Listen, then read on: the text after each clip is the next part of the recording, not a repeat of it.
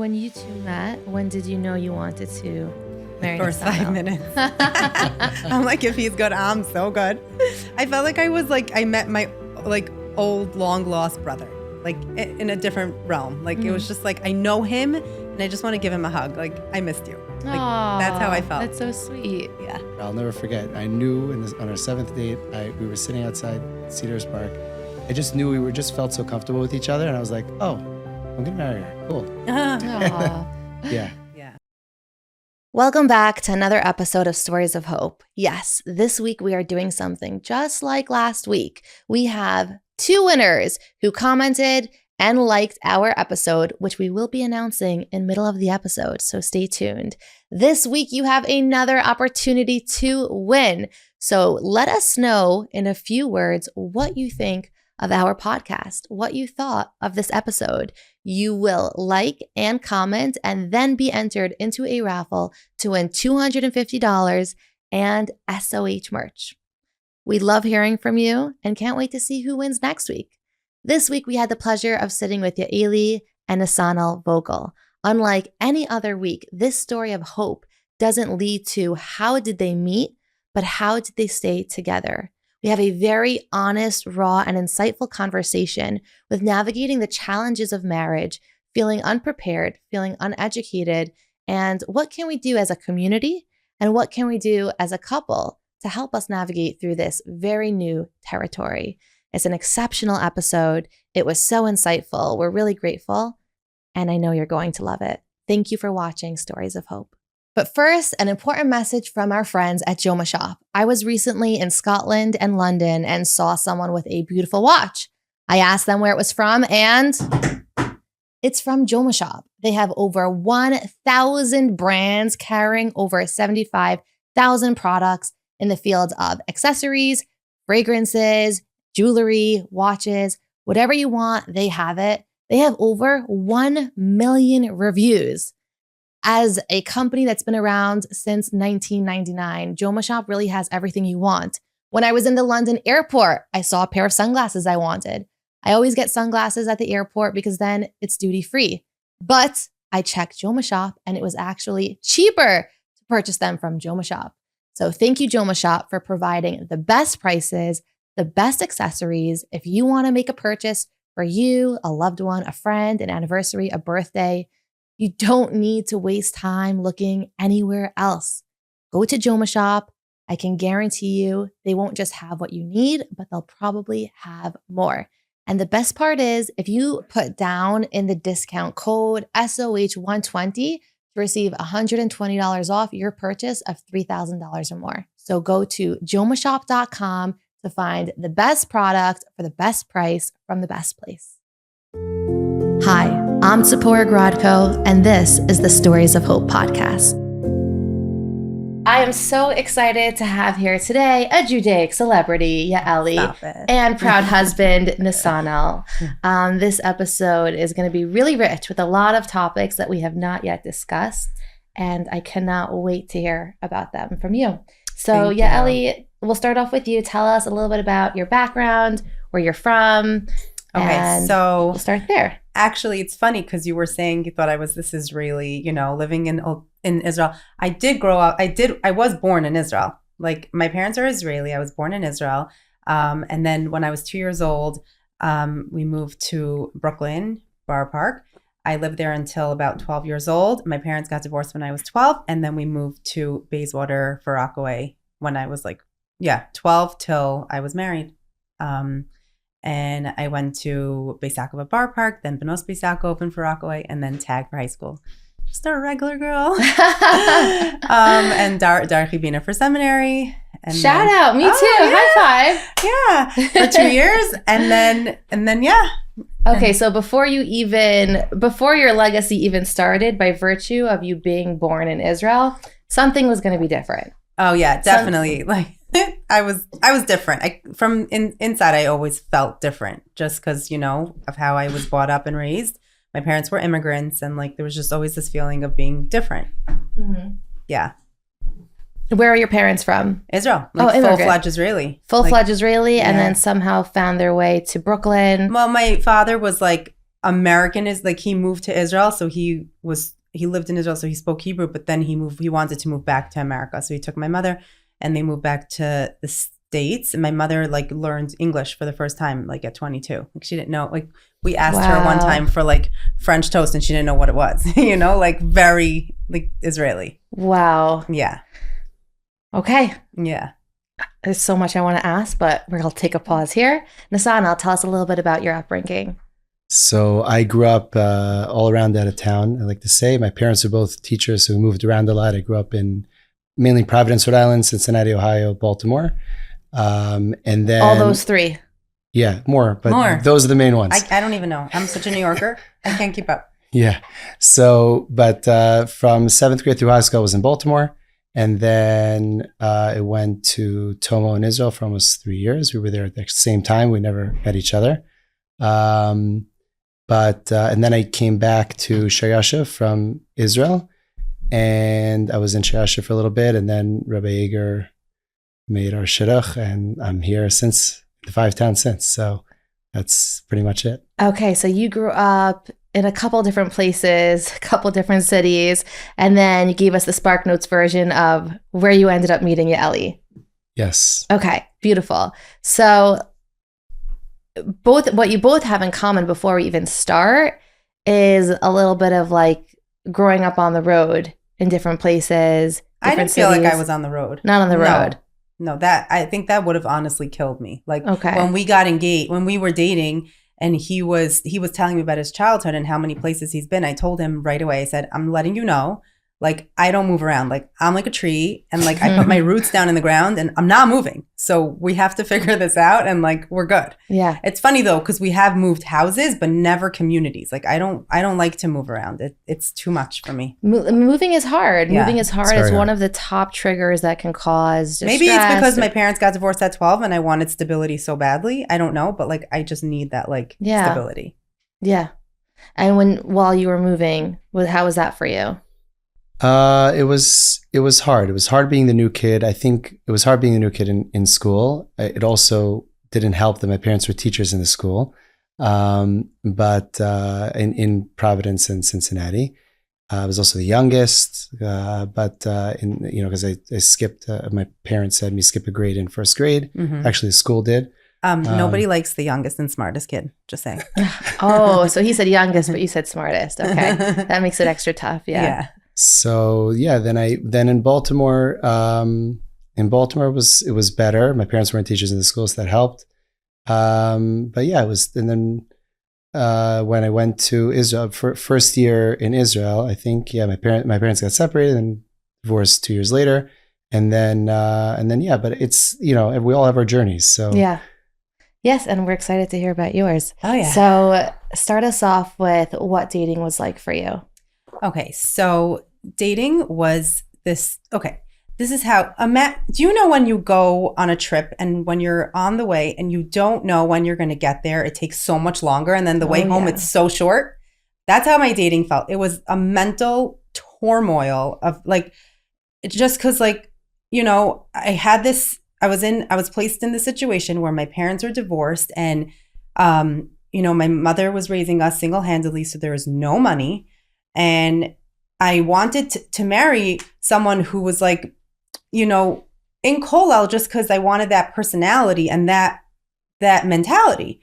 I didn't want to be like poor, but like I had to say that's what I wanted because the other guys weren't what I thought I wanted, and it was like like defined everything. So that's how I started off, and I would go from shadchan to shadchan. I was really like, I'm not the type of person that like will just sit around and wait. Like I make things happen for myself. So I would just book appointments. I went to Baltimore. I went here. I went there. I did whatever I could.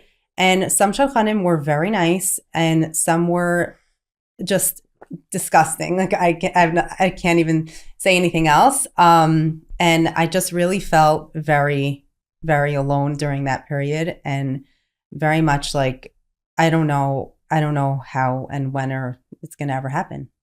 Wow. Yeah. And primarily because of the two things you mentioned, not feeling financially secure, and that you came from a home where your mom was divorced. Yeah, and also it was a lot of pressure. I felt a lot of pressure, like to get married and to just do the right thing. And there was just a lot. I felt like just a tremendous amount of like pressure on me. Mm-hmm. So it was a lot, like this pressure, and I didn't know how it was going to happen, and it was just coming from everywhere. Like, oh, it was also me and my sister. We were 10 months apart, so we were both dating the same time. So it's like, she ended up getting engaged before me, 4 months before me, and the whole time it's Marital by you, and it's just like, I don't know, I don't know, it was too much. Like, just to be. Also, it was me, my sister, and my brother, who's much younger. And I knew that if my sister was going to get married, it was just going to be me alone at home. And that feeling was just like, it was so lonely. Yeah. And how long are you married for? 14 years. Almost, yeah. And even as you talk about it, I can feel. I still have nightmares. I really do. Like, of that resume. It's brutal. It's just brutal. Yeah. It's so difficult that it just kind of echoes. Yeah. It's not something that with time you're like, oh, it wasn't as bad as I thought it was. Right. Like even like seminaries, that whole saga of seminaries, getting in, not getting in, like I didn't get in, whatever. Who cares? You look back and you're like, that was so silly. Like, who cares? But this wasn't. Like, this was so deep. And it's like there's like it's like engraved in my soul. Like, yeah. Yeah. Oof. I'm sorry you had that experience, and I appreciate you coming forward so that someone else won't have it. So I have a couple of questions on some things that you brought up. Yeah. My first one is, you mentioned that, is it safe to say that at home you were not financially comfortable? Your family at that time? Yeah, no, for sure not. So, and yet you said you really wanted someone in Kollel. Now we understand Kollel is a tight budget, a different lifestyle. I didn't necessarily want someone in Kollel. I just wanted someone with that mindset. Like, I wanted a yeshiva boy. I wanted someone who was going to learn, who was going to daven. It's funny because when I ended up meeting Nesanel, he was like, I only want to learn for a year. And I was like, in my head, I'm like, how does he even know that? Like, he's so cool that like he has the foresight to know like what he wants. But I was totally fine with him saying, I want to learn for a year. I didn't care. I just wanted that type. Right. And is it safe to say that it almost seemed like there were two options? Either get this person who's super committed to Torah and connected to Hashem, or get someone who's working and they're not like that. Was it very black and white? It was very black and white. And like, I didn't feel like I could say I wanted this whole mix, because it's like, well, that's you're asking for something that doesn't exist. Like, that's what other people yeah. Do you think people are still like that today? I do. Yeah. I think it's human nature. I think we all want to find a box and put ourselves in it. But like, really, everyone is looking for something so different and so unique, and you just need one. Like, it's just one. Yeah. And we've spoken about this in other episodes, how we're trying to reframe what, so to speak, a good yeshiva guy is, what a good Beis Yaakov girl is. Right. These check boxes don't properly represent the quality of the person. Mm-hmm. And that's what we're trying to do. Nesanel, what do you have to say about that differentiation between this is what a good guy is, this is what a yeshiva guy is? So I actually just heard a great podcast with Ari Bergman, who I think put it very well. I think it was on Meaningful Minute, that he said that it's brought down in Kabbalah that there's a concept of Tiferes. We have Avram Avinu, Yitzchak Avinu, and Yaakov. Yaakov is a culmination of both of them. Yaakov represents Tiferes. He took the Chesed and the Din, put it together, and came with Tiferes. He took the Torah and the Umnos, the working, and put it together and created something that was higher than both of what came before him. So, and I love that how he put it, because it always felt that way. Like, I'm part of a chabura of all working guys, 30 working guys that learn every morning, 9 to 10. I feel like I'm back in yeshiva. And when you take that time out of your day, and it's that much more valuable when you don't have as much of it. So when you know you need to work and you know you need to also set aside time, it makes both of those that much more highlighted, and I almost see it like colors, like more vivid. It makes it that much more real, and more, every minute means that much more. Right. Yeah. 100%. Just be serious, And when you started dating and you knew, it sounds like you knew, this is what I want to do for 1 year. What was your association with that almost like culture, because I feel like when people start dating, they feel like there's these statements I need to say, and it's supposed to categorize who I am religiously and spiritually. So what was that like for you? So I didn't really have anywhere near the dating experience that Yaeli had. She was my third girl that I dated, and but I think there definitely is a pressure to kind of, like Yaeli said, put yourself in some sort of box. But at the same time, I don't know really where it came from. I would have to think, but I know that I had some sort of clarity as to what I wanted. And I know why. It's because you also didn't grow up with being financially secure, and you wanted to be okay. I knew I didn't want to. Yes, I knew I didn't want to be a teacher. My parents are amazing people, and teaching is an amazing profession. Very, a profession we should honor and hopefully be able to pay more in one day. But it's not something that's going to make you financially secure. So I knew that I wanted to do something that would make me financially secure, but I knew that I wanted to have kind of a basis of Torah to start with, and then we would go from there. But I think all of our views evolve over time, and I think we may have been, in common parlance, more to the right, so to speak, and moved a little more to the center over time, just realizing that you don't have to be so extreme, and it's never good to be extreme in any direction. So yeah, I think that kind of sums it up. Did you have any pushback with your rabbis at the time when you shared that you want to go into business because you understand how you need to be financially independent in order to be secure? So Baruch Hashem, I had great Rebbeim. I had Rav Chanan Fishman from Tomo, who was Mashgiach in Tomo. I told him I wanted to go where I thought I needed a college degree. Also, always listen to your wife. She told me not to get a master's. I should have listened to her. But I wanted to go to a place where I could go to college and learn. And he told me, go to Sheyashiv. It'll be good. And he sent me to be able to meet Yaeli and change the course of my life. Wow. So it sounds like it's really important to make mindful decisions when it comes to setting ourselves up for success spiritually and financially for the future. I think it's more just like going really inside and asking yourself, what do you want? Like, not what does your mother want, not what does your father want? I mean, that consider, but what do you want? Like, this is your life. You're going to live it until 120. What's going to make you happy every day? And then put mindful implementations into place. 100%. Don't look at anybody else. Everybody in the world will have their own opinion about what you need to do and how your life should be. The answers are within you. You can look to other people for clues, but the answers are within you, and you need to follow your own path in order to realize your dreams. Don't look at anybody else. Yeah, and I think it's important to notice, which you both clearly highlight, there's no compromise. If someone feels a pressure, and I see it so often, to maybe being in Kollel, it's beautiful. It's beautiful. Being a full-time learner, it's beautiful. It's not for everybody. It's not for everybody for a lot of 100%. different reasons. And I really want that this episode highlights to matchmakers, to parents, to people, that there's no less than. There's no superior, inferior. There's no compromise on your quality, on your Yiddishkeit. Every person has a different way of being an Eved Hashem, and some are more publicly seen, some are more privately seen. There's no race. There's no right or wrong. There's just your unique path. Exactly. 100%. There's 12 Shvatim. Everyone has their own way to serve Hashem. I was thinking this last week, Nesanel. Right, there's 12 Shvatim. And every Shiva had a different job. So 100%. And yes. everybody has like, I forgot who told me this. I think it was someone in Shir. Maybe it was Rav Steinmetz and Shir. But like you can imagine, you see that like we all have a part of Adam's neshama in us. And we could only do our job. Like you can't try to be the Chafetz Chaim. The Chafetz Chaim was the Chafetz Chaim. You have to be you. And so many people have said this recently. It's become more out there, but really it's important to do your job. Don't try to do anybody else's job. Yeah.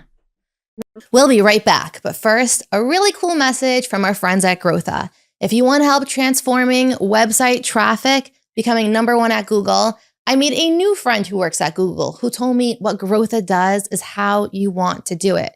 Grodko does SEO for over 100 healthcare companies, from addiction treatment centers, ABA therapy companies, nursing homes, home care agencies, you name it, they do it. These are the people you want to call if you want to increase the success of your business. It's really just a matter of statistical, technical work. Call Growtha, call our friend Josh, let him know you heard about his exceptional company from us, and receive 10% off when you mention Stories of Hope. You no longer need to spend so much time trying to gain traction in these healthcare industries. All you need to do is schedule a call with Growtha, and they will tell you how you can increase your success with a 10% off discount when you mention Stories of Hope to our friend Josh. So again, if you have a nursing home, assisted living facilities, addiction treatment center, ABA therapy, this is the place you want to go to. Call Growtha, find them in the show notes below, growtha.com, and mention Stories of Hope for 10% off to our friend Josh. We'll be right back to our episode, but first, you have to check out Pizza Bizza, making fresh hot pizzas on the spot by their professional chefs, indoor or outdoor in their pizza ovens, meat or dairy, plus full catering around the tri-state area and Florida. Specializing in events with several hundred people with no lines. You heard right. Full menu. You have to check them out on Instagram at Pizza Bizza and visit them at pizzabizza.com. Best part, mention Meaningful Minute and get $500 off your next event. Pizza's my favorite food, so please invite me, Pizza Bizza, on Instagram, and check them out at pizzabizza.com. Say Meaningful Minute and get $500 off your next event. These are the people you want to call. Pizza Bizza, I'll see you at my next event. You were dating and your family was struggling financially. Were there any comments that you received from matchmakers because of that? Yeah, so one comment really sticks out. It was a very prominent, matchmaker in the area. And I went over to her, and then in the end of the conversation, she looked at me and she's like, I just want to be honest with you. She's like, I really don't think I'm going to be able to help a girl like you. And I was like, what's a girl like me? Like, what's wrong with me? I thought I was great and I looked good. I was doing all the right things. I was working. I know I'm talented. Like, what's a girl like me? I went home and I just went to sleep because I was so upset. And I was just so depleted. All she could have said was, thank you so much. It was so nice to meet you. I'll think of you, false hope even. But she said it to me. She thought she was doing the right thing, saying I just want to be honest with you, I just thought that was so off. And there was nothing there was no situation. I was I was born into something that doesn't reflect me, So I had to really strip that away and know that I was good being all, I didn't want to get that energy into me because then it brings you down. But it's hard. It was really hard. It's so hard. You're so young. It's so new. And when someone in a position of power makes you think that, again, this life you didn't choose is going to affect the life you want. It just makes you think that everyone thinks that. Yeah. And did it bother you that Yaeli's family was not rich? No, not at all. I mean, my family was not wealthy either. I mean, we actually were very similar. Yeah. When we started dating, it was oh my God, me too. The whole thing. Yeah. His parents are divorced, my parents are divorced. My mother's Israeli, his mom's Israeli. He didn't like apples, I didn't like apples. Literally everything was me too. So I don't think it bothered him so much. No, not at all. And I guess I always knew that we would forge our own path and make our own journey. And yeah, so I wasn't concerned. And I'm just curious as the guy, because shocker, the rules are different for some reason. Were you getting suggested to girls who were wealthy, even though you weren't? Again, I really only dated 3 girls. I knew I wanted to get married young because I knew. No, this was the coolest thing. Sorry. There were a bunch of resumes that were faxed in. And for some reason, my resume made it to the top of the list. And his father picked mine out first and just was looking at it and said, okay, this might work. But really, there was a pile, so. I don't know the story. Yeah, how your father told me. Really? Yeah. That's so cool.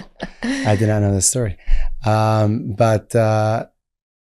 think that I honestly don't know. I know one of the families maybe of the girl I dated was definitely comfortable. It seemed that way. I mean, I don't know. I wasn't really looking at those things then. I kind of just was like, one was a suggestion for someone I went to yeshiva with.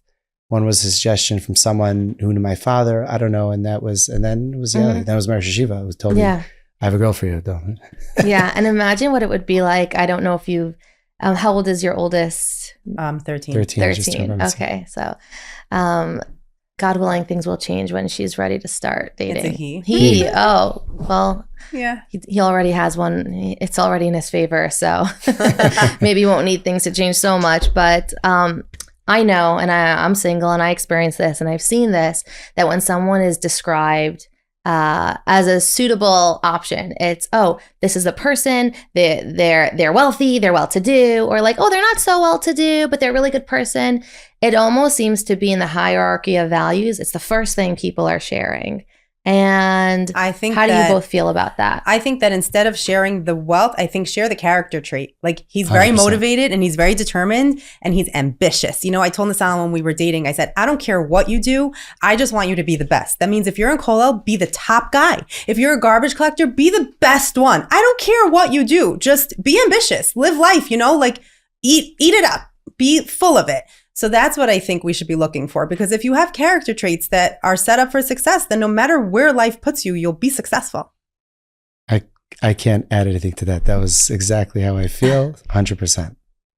Okay, so let's all consider to collectively to try to change the tune, to try to change the habit, as putting that as a hierarchy value. It's just, I just don't think it's the way we're supposed to be as right. Jews. Someone might argue and say, but it matters. What do you mean? Everyone wants to know. It does matter. It's different though in how you're evaluating a person. Exactly. Evaluate by how kind he is, how beautiful his midos are, you know, like I try to give that over to my boys. Are you kind? Are you loyal? Are you someone who can be relied upon? You know, are you compassionate? Those are the things I want them to have for their wives. And we all know that's truly what's going to affect the relationship. Exactly. How you are, not how much you have. How open you are, how 100%. humble you are. I do think that, I mean, it's a statistic. Money is one of the premier causes of marital strife. So money is important, and I don't think it should be left out of the conversation. But I just don't think it should be the first or second thing that's discussed. It's in there, and it's an important piece of the puzzle. But it's not at all the be-all, end-all, and it shouldn't be the first thing that's coming to people's minds. I agree. Okay. From this moment on, the thousands and thousands of people listening, let's change it together. So I know you shared the money. You shared a little bit about the reaction of Shadchanim. You both came from divorced homes. Can you talk a little bit more about that? What? About any comments that you got, any fears that you had? Yeah, my mother told me, and she's like, discuss it with her right away. Like, bring it out. On our second date, we were already discussing, like, you know, what are we doing about this? You know, both our parents are divorced. What the odds are much higher that God, you know, that people from divorced homes are going to get divorced again. So we both discussed it. We both had very similar views that you can learn from a relationship what to do and what not to do. And we both had experiences with great couples in Eretz Yisrael and elsewhere where we kind of liked certain things from each one. And I feel like kind of like I was always piecing together what my kala would look like, what our marriage would look like from different little tidbits that you pick up over time. And you got to take the good from every situation that you can. So true. I also was like marriage was like my holy grail. Like that was something I was going to do, and I was going to do it well, and I'm going to succeed. And I would read all the books, like in Israel, I was reading and I was looking and I was taking notes. And also even growing up, like I had a little diary that I would write, like, don't do this or do this. Like I have it still. And like, it's a bunch of just different things that I picked up. I picked up from my relatives' homes of what I was always watching, always scanning, always like I wanted to hack it. So like I would go into personalities and learn different personality things, like any way I could figure out the human psyche. I was on it because I just wanted to know that I could succeed in marriage, you know? Oh my goodness. Yeah. Especially when you grow up not having two parents who are living together, and like that sounds so emotionally advanced for someone so young to be thinking about that already. I just wanted to know, like, what are they, like, what's happening, what's not right, and how can I fix it? from very little. I was always watching. And when people made suggestions to both of you, were they usually suggestions of people who came from a divorced home? Not necessarily for me divorced. There was always something like a little bit different. Like, and I'm like, but I'm so regular. Like, I'm just this like Beis Yaakov girl. Like, I just want someone myself, like me. Mm-hmm. You know, there was actually one shadchan that was very nice. And when I explained to her who I was and what I was doing, she's like, "Oh, you want someone like you?" And I'm like, "Yes, that's it. You get it." So there are good people out there, but not necessarily divorced. But what happens to be though, when I did meet Nesanel, it was a breath of fresh air that we can understand each other on that level. Yeah, because there's a deep level of compassion that somebody who wasn't in your position really can't understand. Even if they were in a position similar to yours, it's still different with everyone's independent experience. I do feel that like in life, like the amount of trauma or emotional depth or whatever has to match with the other person that you're with. And you could go on a date with the best person on paper, but if your like emotional levels aren't matched up, you won't have chemistry. It just doesn't add up. Like you need to be the same. So when you two met, when did you know you wanted to marry the first Nesanel? 5 minutes. I'm like, if he's good, I'm so good. I felt like I met my like old long lost brother. Like in a different realm. Like it was just like, I know him and I just want to give him a hug. Like, I missed you. Like, Aww, that's how I felt. That's so sweet. Yeah. What about you? It took me a little longer. Hashem gives women bina. I don't know. It took me a little longer. I remember asking my mashgiach at the time. I remember asking him after the 4th date. I was like, you know, I know there's no like light bulb that's gonna go off, no flag that's gonna fly. Like, how am I gonna know? So he's like, he just asked me a few questions. He's like, you enjoy spending time with her? Want to see her again? Does it make sense on paper? You're attracted to her? Okay. I was like, what? That's it? He's like, so, and then I had a very tough next 2 dates because it was just like so much going on in my head. And then, but I remember, I'll never forget. I knew on our 7th date, we were sitting outside Cedars Park and we were sitting in the car and talking, and then just the way we were sitting and like she took her headband off and like, I just knew we just felt so comfortable with each other. And I was like, oh, I'm going to marry her. Cool. Yeah. Yeah. It was very fast. Meanwhile, you're like, okay, I was ready a long time ago. No, it was fun. It was fun to like really date. And then we went out very short. It was 1 month. And then on the 8th date, I was like, in a way, I'm like, I just want to lock this up. Like, let's just do it. And like, you know, get engaged and then we could keep dating. Like, this is so stupid. And then I'm putting on my mascara, getting ready for the date. I'm thinking about this just like I'm thinking about like going to the moon. Like, it's not real. It's just what I want. And then he proposed on that date. And I was like, we never discussed it. And it was such a surprise. Looking back, honestly, I wish we would have dated a little longer just because it was so fast, but everything's meant to be, you know? Yeah. We'll be right back, but first, a very exciting announcement. Our winners who liked and commented in last week's episode are going to be released. The first winner is Gabrielle Weiss from Cedarhurst. You have won $250. Gabrielle said the following: I absolutely love the episode and how much chizuk they have given my friends and I. Everyone needs to be listening in to SOH. There are so many incredible stories. Thank you, Gabrielle Weiss. I have to agree myself. Our second winner for the SOH merch is from Lakewood, New Jersey. Her name is Gigi. She said, I love this podcast and constantly recommend it to all of my friends. We are so grateful to have your support. If you want to win $250 and SOH merch, comment and like this week's episode. The following question is, in a few words, let us know how SOH makes you feel. And then maybe you'll be our lucky winner next week. We have another exciting announcement. October 6th, there is an exclusive, free, inspirational event that Meaningful Minute will be hosting in Brooklyn, New York with the inspiring Rabbi Shlomo Farhi and the unbelievable Maya Namdar. This is an exclusive event set to set us up for inspiration, transformation, and meaning during these times. In order for the team to know who's coming, they need you to register so that you can be prepared with a lovely seat and meet our wonderful team. I'm going to be there and I can't wait to meet you. So register for the event. You can see the details in the show notes below. October 6th, Motzei Tzom Gedalia. Rabbi Shlomo Farhi, Maya Namdar. I can't see why anybody wouldn't want to be there. Can't wait to see you there. We'll be right back, but first, an announcement from our friends at CTC, also known as the Rosenbluth Academy. If you're looking for an online program that is easy, accelerated, and affordable, you want to check out the Rosenbluth Academy. They have all different career paths, and the best part is that they accommodate your hours. So if you want to work, if you're a parent, if you have other responsibilities, but you want to pursue your degree, CTC has a tailor-made program for every student. If you're going for accounting, they'll help you in that degree. Health sciences, they'll help you in that degree. Give them a call to see what they offer, and maybe it's the best option for you.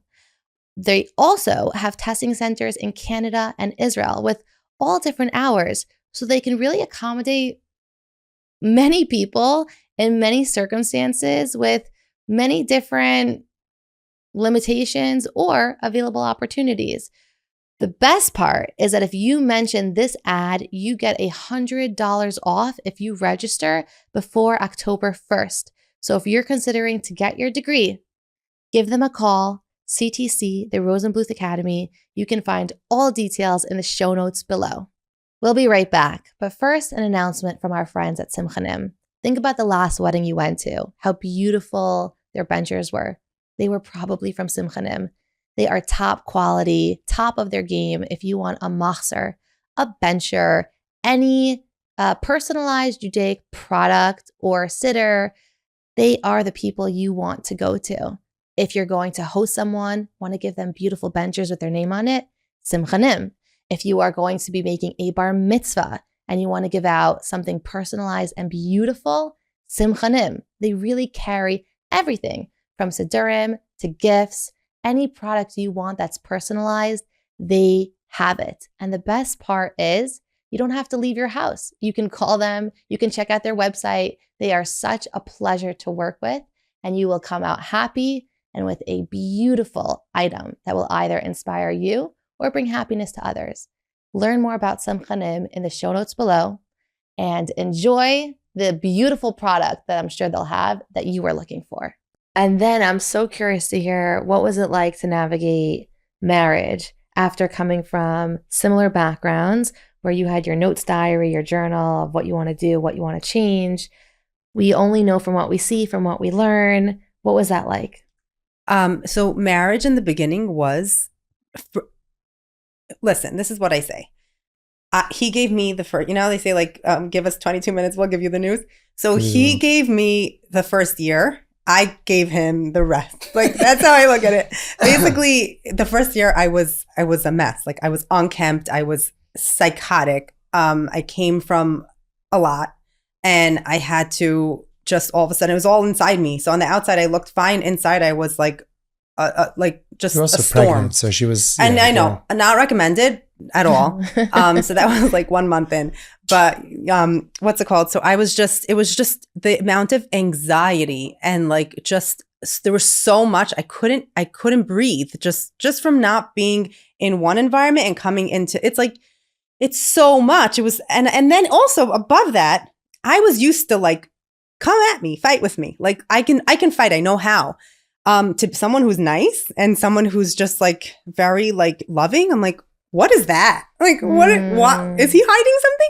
Okay, so for the first 2 years, I didn't trust him one bit. I was constantly like scanning, looking, seeing, adding in the words, being like this detective in my head. Like, is he really what he says he is? Purposely pushing buttons. Doesn't make sense. Test. It can't be. It doesn't make sense. I don't know this. It's not familiar to me. It freaks me out. And I gave him a hard time with it. Like, I really pushed him away a bunch of times because it was so foreign to me. It was just like, so yeah, he was really patient with me that first year. And then there were a bunch of things, obviously, when everyone goes through things, and even if parents are married, not every marriage is beautiful. So people are still going through things in their homes with their emotions that are even more under the radar, and they don't even process it in their consciousness because they're like, what? I came from a fine home, but you still have things that you have to go through. So with that being said, Nesanel did have a lot of things he had to go through. His parents got divorced when he was 16. He's, emotionally, Wait, so I'm going to pause you right here. Yeah. There's so much to say. I want to hear, if it's okay, from Nesanel, when you were what you were experiencing during this point of time. And I so appreciate this conversation because it's not spoken about. There's this expectation, like, get married, especially, and it will solve all your problems. It will solve your and problems. Also have a baby. Have a baby, especially growing up in, like, single sex environments where you don't engage with the opposite gender, and like get married, and now they are married, they're good. And it's navigating a whole new lifestyle with another person. And I recall some friends telling me, I wish someone just told me it was normal to be so confused and have all this like turmoil and frustration, and that like arguing was part of this navigation, because I thought something was wrong with our marriage. I didn't know that this is actually a very normal experience. Yeah, you have to 100%. Go through it. I think that's something that the fact that we both came from divorced homes actually gave us a bit of an advantage in, because we knew it isn't all, whatever they say, but rainbows and unicorns, right? We knew that there's kind of a if you will, dark underbelly or something that can cause darkness, and we knew that there's something that needs to be worked on. So I think in a way that gave us a leg up, but it definitely was very difficult. She would purposely push my buttons to be able to see, like, is he going to leave me because I'm making him nuts? And I don't know why. Hashem made me very patient. So yeah, he's very patient. Everyone will tell you. I Baruch Hashem, we stuck it out, because every situation. I recently read this book. I don't remember what it was, but it said basically every situation that happens, it's not the event that happens that impacts you. It's your perception and your reaction to the event that impacts you. So it's how you approach what happened.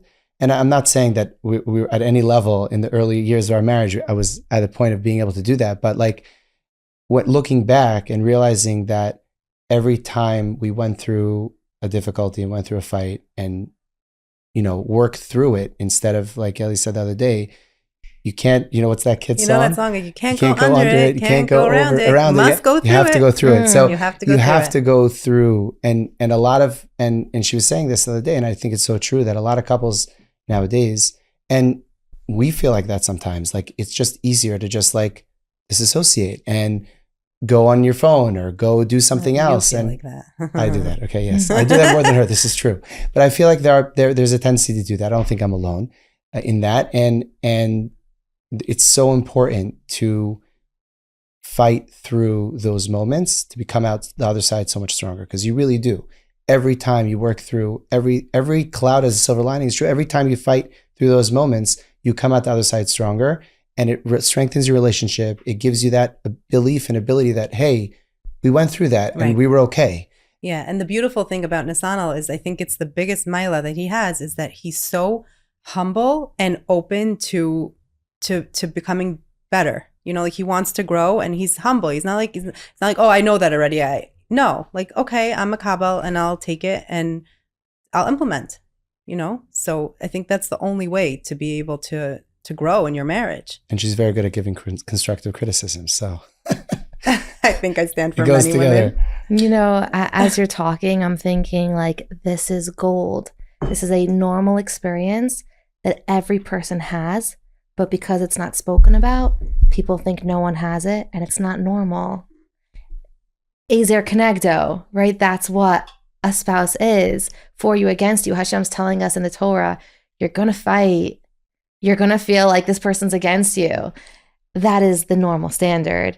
And while Yaeli was pushing you away, and as you shared, we only behave based on our upbringing and what we know and what we see.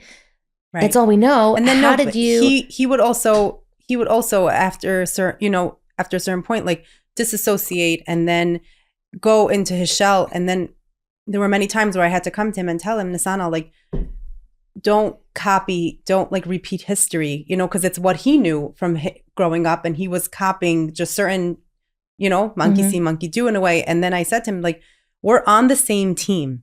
this is, we're here to work together. Let's figure this out. So how did you, so my second question is how did you get there? But my first question for Nesanel is when Yaeli was pushing you away, how did you not say, okay, then I'm out? Right. How did you stay? How did you choose to stay?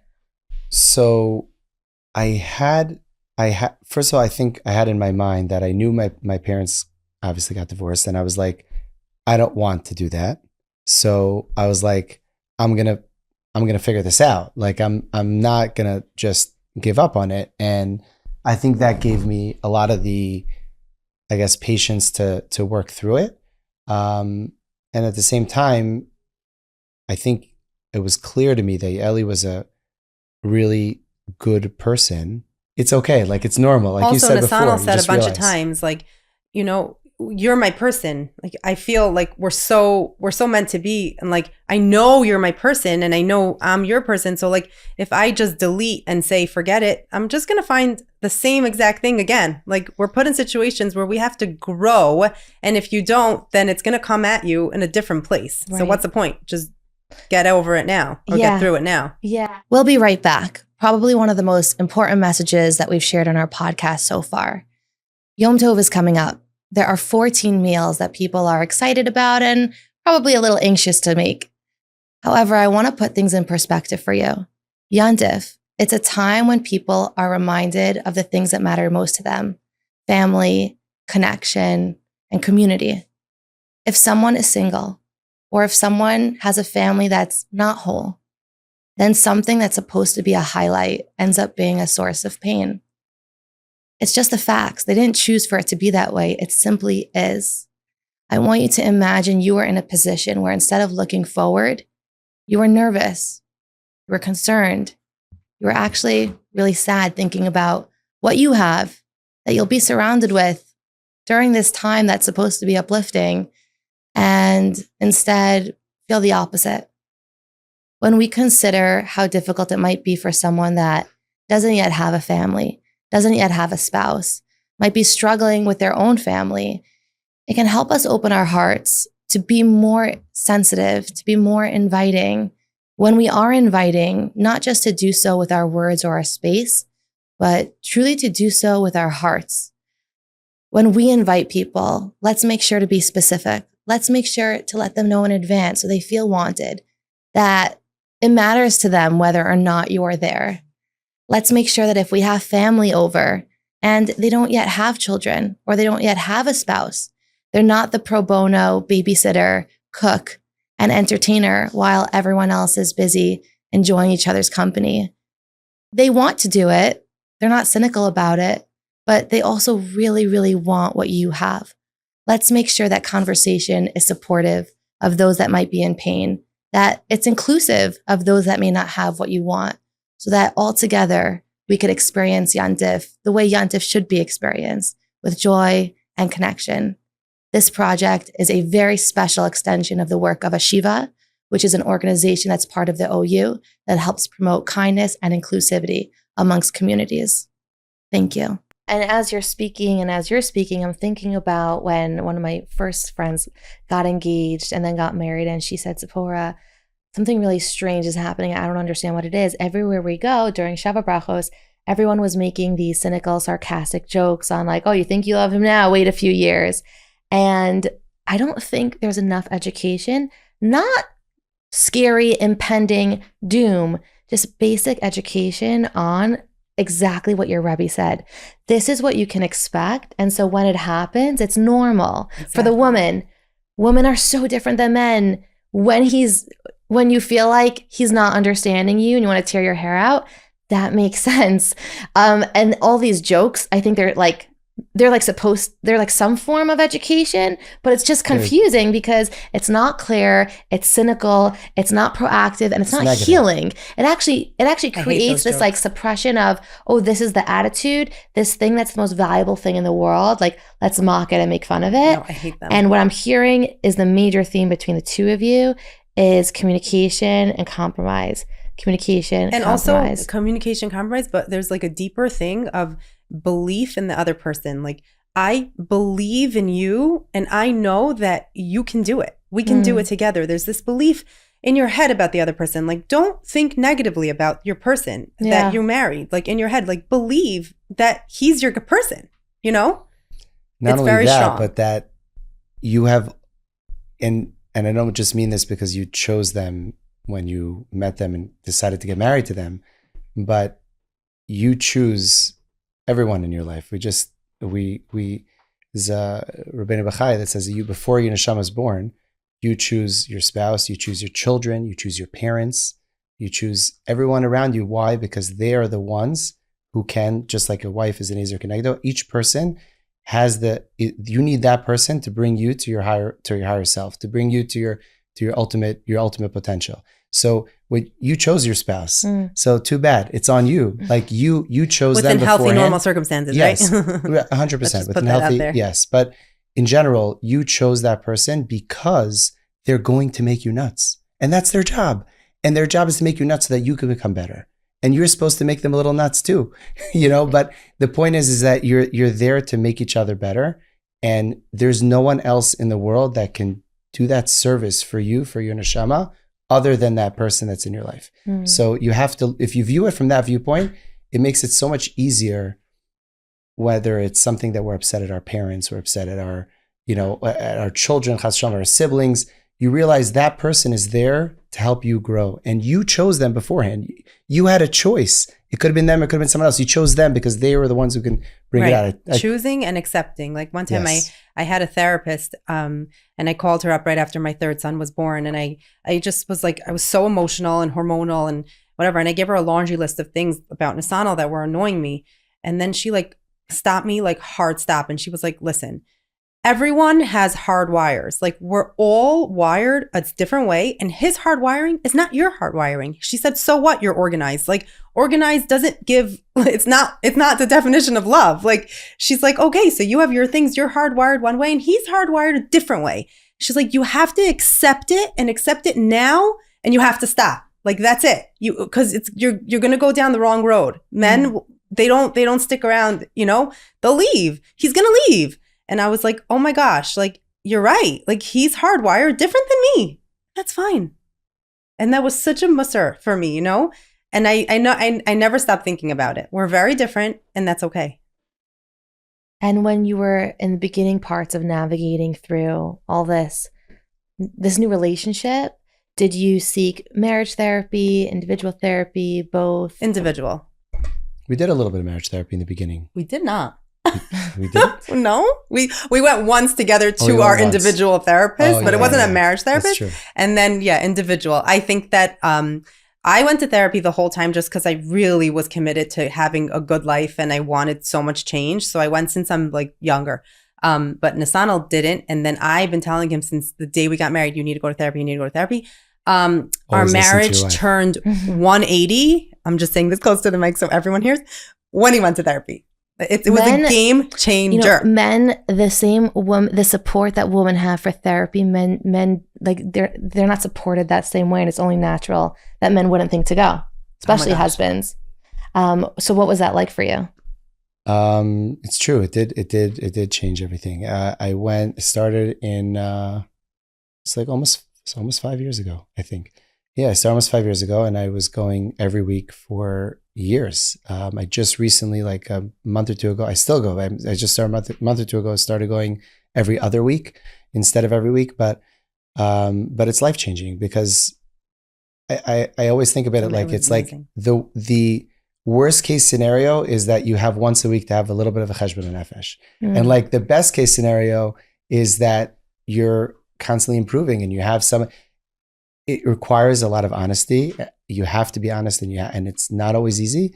And then like sometimes like I'll call Yaeli like right after, she would know, like right after the session, she's like, oh, you just saw my therapist. So she's like, so I would call her right after because I'm excited to tell her something that came up, and I'm like, oh, like this and this, and like it just like light bulbs go off because if we don't, our lives are so fast paced.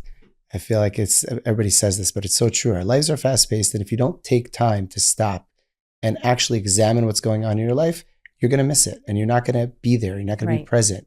So it's so important to take that time away and to be able to improve it. It's also so good to have a person, like sometimes I would get frustrated with Nesanel about certain things, behaviors that I was seeing.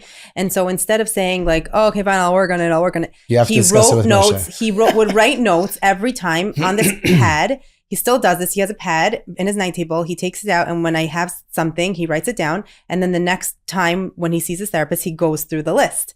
And then he really addresses the things that are, maybe Yaeli's not crazy. Maybe there is some things that I have to work on, And it's amazing. And like anything in life, the more you invest in it, the better it is. And I would imagine it's probably common that in a relationship, there's so much investing in work. It's where most of your day is, in kids, in household responsibilities, that the thing that needs the most critical, detailed care, the relationship, can easily get sidetracked. Mm-hmm. So we talk every night. I have to. I'm very quality time and like a connector, and I just need to talk to him or else, so every day we put our phones away. He plugs his phone in his office. We go upstairs to our room and we hang out. Wow. So important.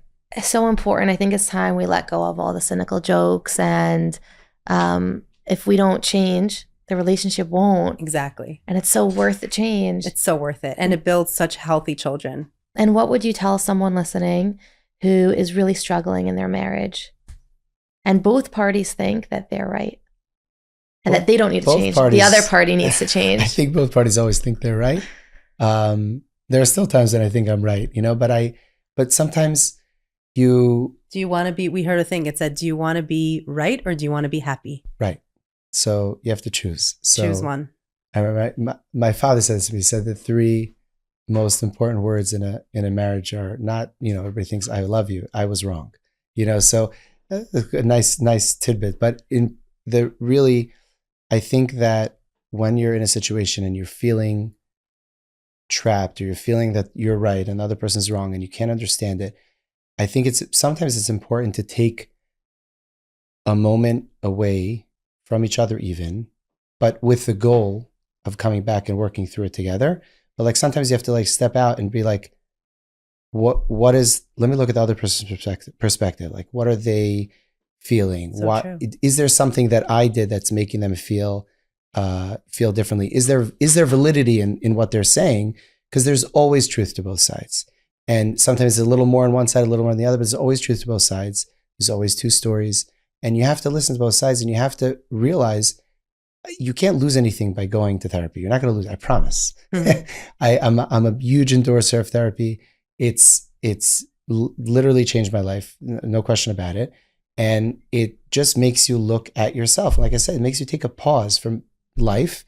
And without taking a pause, how are you going to work on it? Because you're just constantly you're just going through the motions. And if you don't stop and say, wait a second, is this okay? Is this okay? Is that okay? You don't have time to reorganize your thoughts, to reorganize your life. So it's safe to say if there is a man or husband listening who hasn't gone to therapy and is feeling resistant, Nesanel says, go to therapy. It's worth every penny. Yes. Is there women too? I'm saying it's... Oh, for sure. But, you know, 100%. You're representing the men right now. I think men may, I don't know, there's probably some statistic that men have a harder time with it because women are more naturally inclined to these kind of things. But so yeah, maybe we need to hear the message more. But absolutely, everybody can benefit. Men and women, couples can benefit from therapy 100%. And I think life-changing is a pretty good gamble.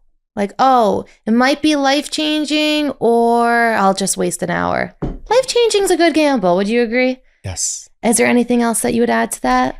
If there's a woman listening who feels like, but I'm right, and it's just him, and I don't know if I can do this relationship in a healthy. I don't know. I'm not like a therapist, so I don't know. But I will stand by like what's more important to you. Like, do you want to be right or do you just want to be happy? Can you overlook certain things and find the good parts and think about the good parts? So this is like such a powerful, powerful episode, and it's stories of hope for those that think their story's been compromised. Maybe for those that feel like they no longer have hope in the story that they were waiting for. And from the bottom of my heart, thank you so much for sharing your beautiful story of hope. Of course. Absolutely. Thank you. Thanks for having us. Thank you so much for watching another episode of Stories of Hope. Your engagement matters. Your voice matters. Let us know what you think by liking, subscribing, and sharing this episode. I am so grateful to have you be a part of this change and a part of this mission.